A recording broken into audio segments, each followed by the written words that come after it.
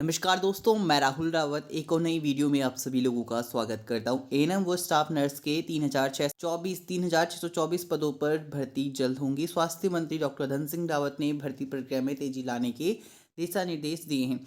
आपको जानकारी के लिए बता दूं, प्रदेश के राजकीय मेडिकल कॉलेज और जिला अस्पतालों में लंबे समय से खाली चल रहे एएनएम और स्टाफ नर्स के 3,624 पदों पर शीघ्र ही भर्ती की जाएगी। इसके अलावा राष्ट्रीय स्वास्थ्य मिशन के तहत सामुदायिक स्वास्थ्य अधिकारी सीएचओ के 664 पदों पर विभाग ने हेमवती नंदन बहुगुणा चिकित्सा विश्वविद्यालय के माध्यम से चयन प्रक्रिया शुरू कर दी है। स्वास्थ्य मंत्री धन सिंह रावत ने अधिकारियों को नियुक्ति प्रक्रिया में तेजी लाने का दिशा निर्देश दिया गया है।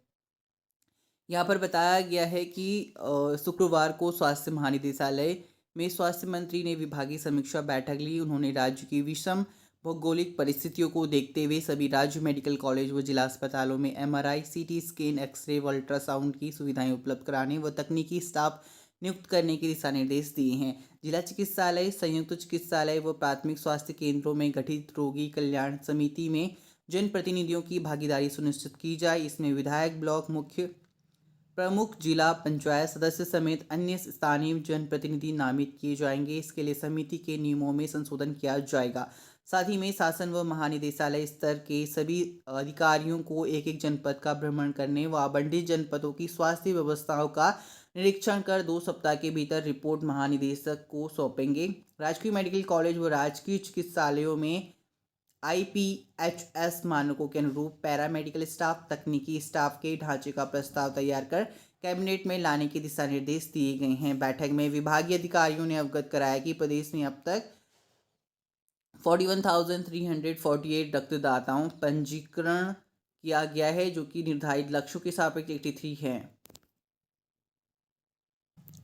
साथ ही अगली महत्वपूर्ण अपडेट की आप सभी लोगों के साथ मैं इन्फॉर्मेशन शेयर करूंगा। सैग लेखाकार के 661 पदों पर यूकेपीएससी के द्वारा नोटिफिकेशन जारी कर दिया गया है और हमने इस पर अपने चैनल के माध्यम से वीडियो आप सभी लोगों के साथ शेयर कर दी गई थी। अगर आपने वो चेकआउट नहीं करा है तो चेकआउट कर सकते हैं। साथ ही आप सभी लोगों को बता दूं, 891 पोस्ट इसमें निकाली जानी थी, बट लेखा परीक्षक के 228 पदों का भर्ती अधियाचन शासन को लौटाया गया है। जी हाँ, आपको बता दें, यहाँ पर बताया गया आयोग ने लेखा परीक्षक के 228 पदों पर भर्ती का अधियाचन कुछ कमियां होने के चलते शासन को लौटा दिया। राज्य लोक सेवा आयोग ने अपनी भर्ती परीक्षा कैलेंडर के मुताबिक या हिसाब से भर्तियां निकाल रही है। इसी कड़ी में आयोग को सैग लेखाकार और लेखा परीक्षक की 891 पदों पर भर्ती निकालनी थी, लेकिन शुक्रवार को आयोग ने केवल सैग लेखाकार के 661 पदों पर भर्ती की विज्ञप्ति जारी की है। आयोग के सचिव जीएस रावत ने बताया कि लेखा परीक्षक के अधियाचन में सेवा नियमावली से जुड़ी कुछ खामियां थी, इस वजह से उसे शासन को लौटाया गया है। इसमें सुधार होने के बाद आयोग अलग से लेखा परीक्षक की भर्ती निकालेगा। यानी जो पहले कंबाइंड 891 पोस्ट आनी थी, टोटल आपका 661 प्लस 222, अब उसका 222 और पोस्ट अलग से जारी किया जाएगा लेखा परीक्षक की। और बताया गया सैग लेखाकार के लिए उम्मीदवार 17 नवंबर से ऑनलाइन आवेदन भर सकते हैं। परीक्षा अगले साल 12 फरवरी प्रस्तावित है। बीकॉम, बीबीए या पीजी अकाउंटेंसी वाले युवा इसके लिए आवेदन कर सकते हैं। सैग लेखाकार भर्ती के लिए किसी विश्वविद्यालय से कॉमर्स में ग्रेजुएशन या बीबीए या अकाउंटेंसी में पीजी करने वाले युवा आवेदन कर सकेंगे। उम्मीदवारों की हिंदी टाइपिंग कम से कम 4,000 की डिप्रेशन प्रति आवर्स होनी चाहिए। आवेदन के लिए 21 से 42 वर्ष आपकी एज होनी चाहिए। जिन उम्मीदवारों ने पहले इस भर्ती के लिए आवेदन किया है, उनकी आयु गणना 1 जुलाई 2020 या 21 और नए उम्मीदवारों के लिए 1 जुलाई 2022 के अनुसार की जाएगी। 1 जुलाई 2021 है और नए उम्मीदवारों के लिए जुलाई 2022 के अनुसार उसकी एज काउंट की जाएगी। तो यहाँ पर कोषागार निदेशालय में जहाँ पर पोस्ट जारी किया गया उसके बारे में रिक्तियों की संख्या दी गई है, कितने कितने पोस्ट जारी किए गए वो आप चेकआउट कर सकते हैं। साथ ही अगली महत्वपूर्ण विज्ञप्ति की मैं बात करूंगा। 27/10/2022 की डेट में कार्यालय जिला परियोजना अधिकारी समग्र शिक्षा हरिद्वार के अंतर्गत विज्ञप्ति अधिसूचना जारी किया गया है।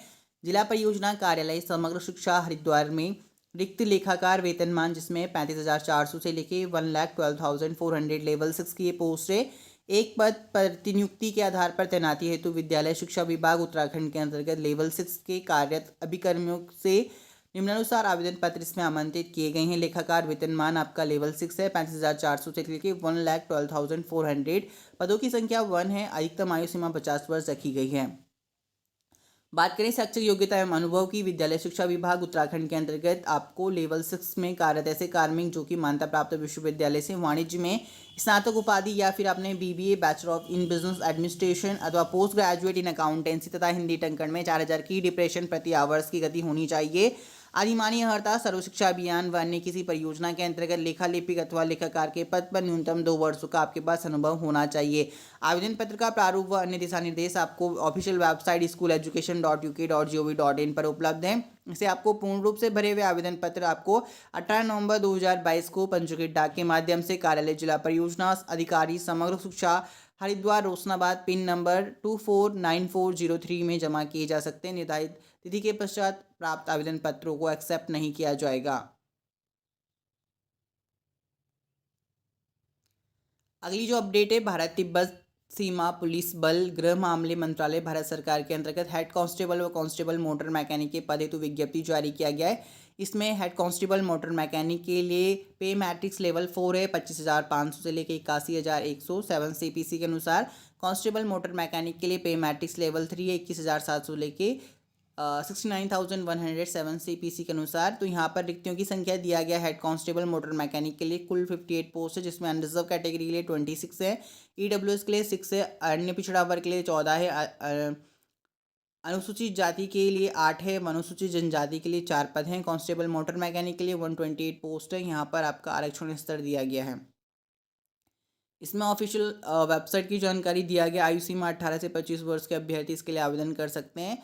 हेड कांस्टेबल मोटर मैकेनिक के लिए अगर आप आवेदन करते हैं तो मान्यता प्राप्त बोर्ड अथवा संस्थान से आकर आपने 10+2 कंप्लीट करा है, साथ ही में प्रतिष्ठित वर्कशॉप में ट्रेड वर्षों में प्रैक्टिकल अनुभव सहित मान्यता प्राप्त संस्थान व औद्योगिक प्रशिक्षण संस्थान से मोटर मैकेनिक में सर्टिफिकेट अथवा ऑटोमोबाइल इंजीनियरिंग में 3 वर्ष का अगर आपके पास डिप्लोमा है तो आप आवेदन कर सकते हैं, एलिजिबल है। साथ ही कांस्टेबल मोटर मैकेनिक के लिए 18 से 25 वर्ष के मध्य अभ्यर्थी आवेदन कर सकते हैं। मान्यता प्राप्त बोर्ड व संस्थान से अपने मैट्रिकुलेशन अथवा 10वीं कक्षा पास व मान्यता प्राप्त संस्थान से अपने संबंधित ट्रेड में औद्योगिक प्रशिक्षण संस्थान सर्टिफिकेट आपके पास अवेलेबल है, या फिर मान्यता प्राप्त फर्म से संबंधित ट्रेड में आपने 3 वर्ष का अनुभव लिया है। तो यहाँ पर आवेदन वेबसाइट दिया गया आपके पास, जिसे आप चेकआउट कर सकते हैं। आवेदन इसके लिए प्रक्रिया 29 अक्टूबर 2022 से स्टार्ट हो गई है, साथ ही में 27 नवंबर 2022 तक चलेगी। तो इसके लिए जो भी इच्छुक अभ्यर्थी हैं वो आवेदन कर सकते हैं।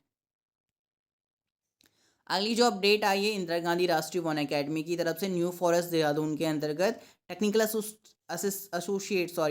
एसोसिएट के लिए लिव एंड इंफॉर्मेशन पद पर संविदा के आधार पर आवेदन पत्र आमंत्रित किए जाते हैं। तो टेक्निकल एसोसिएट के लिए इसमें पोस्ट जारी किया गया है, जिसमें आपको वेतनमान 40,000 दिया जाएगा प्रतिमाह। विस्तृत जानकारी के लिए आप IGNFA.gov.in का ऑफिशियल वेबसाइट चेकआउट कर सकते हैं। कॉन्ट्रैक्चुअल एंगेजमेंट पेज पर आपको देखने को मिल जाएगा। अंतिम तिथि इसके लिए 21/11/2022 रखी गई है। सो जो भी एलिजिबल कैंडिडेट अगर आप इंदिरा गांधी राष्ट्रीय वन अकेडमी के अंतर्गत टेक्निकल एसोसिएट पोस्ट के लिए आवेदन करना चाहते हैं तो आप आवेदन कर सकते हैं।